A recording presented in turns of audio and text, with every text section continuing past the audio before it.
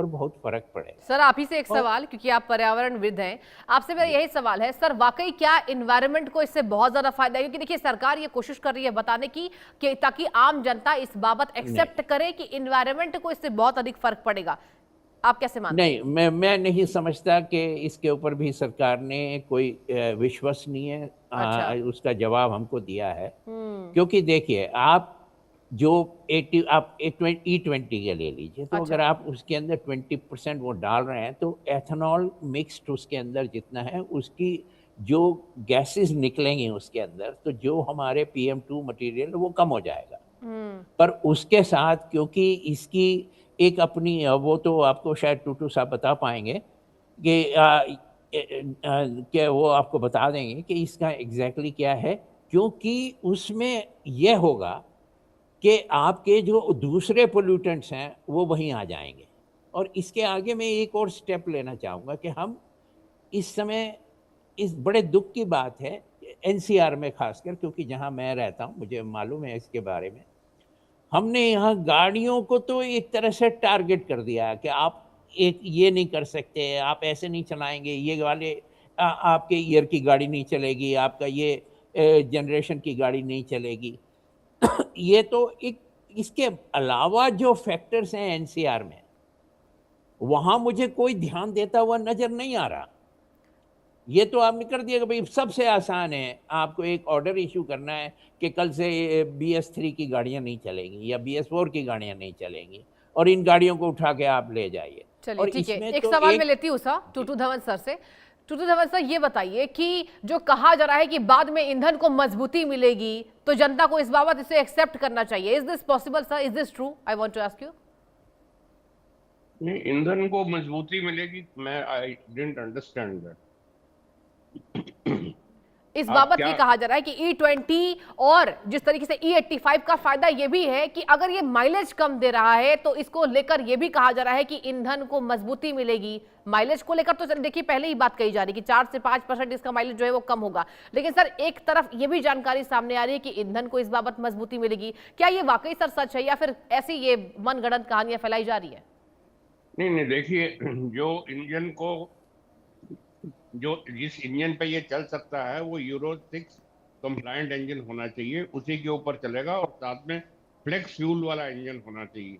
आपके जो पहले वाले फ्यू हैं, यूरो 4 वाले इंजन, उसके हाँ। अंदर ये E85 या E100 वो नहीं चलेगा बिल्कुल भी। उसके अंदर बहुत नुकसान होने वाले हैं।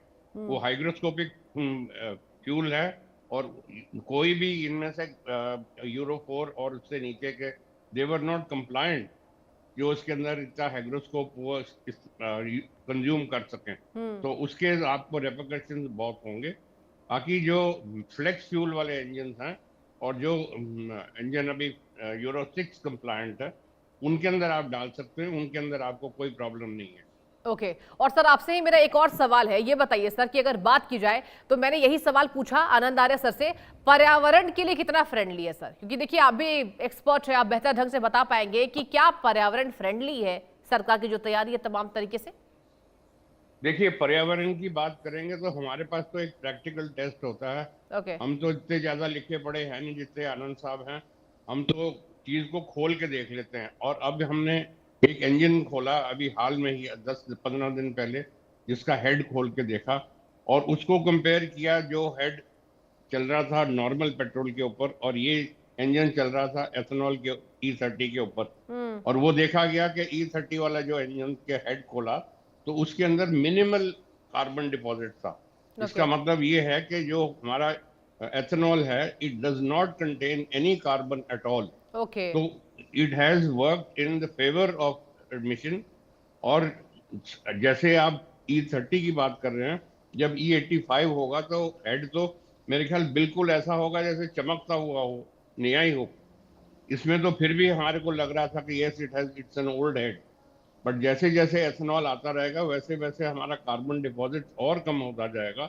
विद द रिजल्ट, आप E85 और E100 के ऊपर तो exhaust emission will be almost negligible. Hmm. ठीक है सर, आपसे मेरा एक और सवाल होगा, क्योंकि देखिए आम जनमानस से जुड़ा हम ये डिबेट कर रहे हैं। सर आप ये बताइए कि पहले की गाड़ियों में और यहाँ पर ये जो क्रांति आई है, जिस नए क्रांति को हम देख रहे हैं, देखिए आधी जनता इसके सपोर्ट में है, आधी जनता इसके सपोर्ट में नहीं है, डेफिनेटली ये होता है।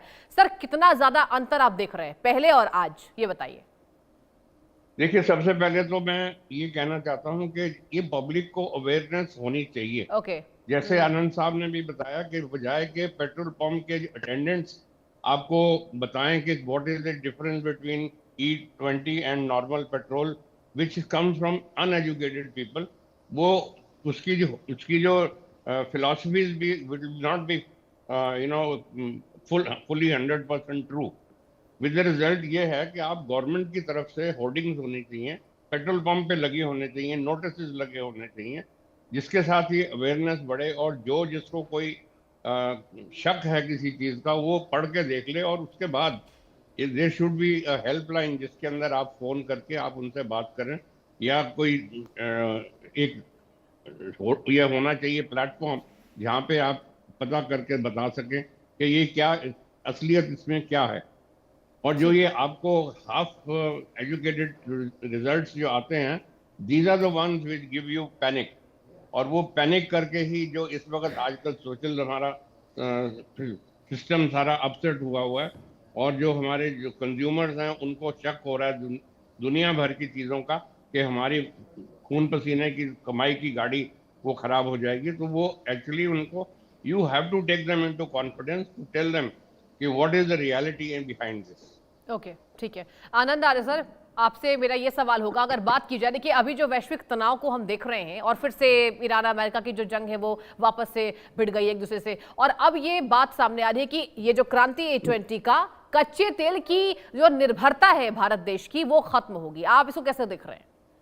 देखिए उसमें कोई अगेन दो राय नहीं है।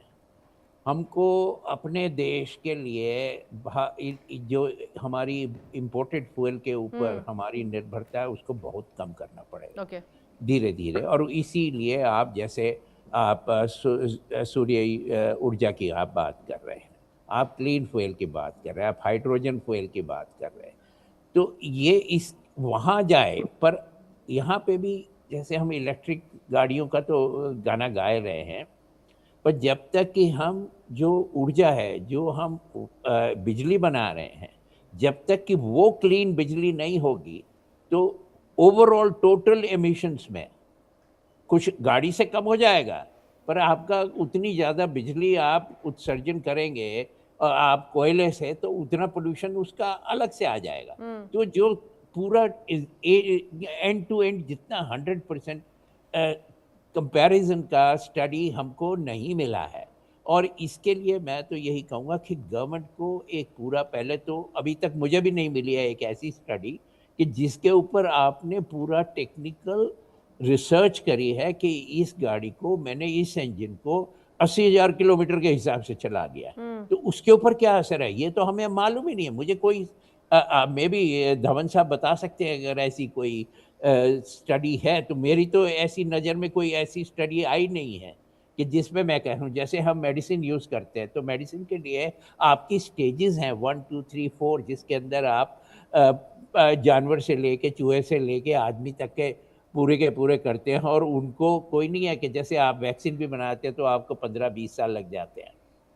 तो क्या इस तरह की डिटेल स्टडी हुई है एस्पेक्ट पे, इंजन के लिए, कार के लिए, एनवायरनमेंट के लिए? इजाजत देता है। आनंद आर्य सर, टूटू धवन साहब, दोनों का बहुत शुक्रिया डिबेट में आने के लिए और तमाम अपने विश्लेषण को दर्शकों तक साझा करने के लिए। वक्त एक छोटे से ब्रेक का, कहीं मत जाइए, देखते रहिए इंडिया न्यूज़।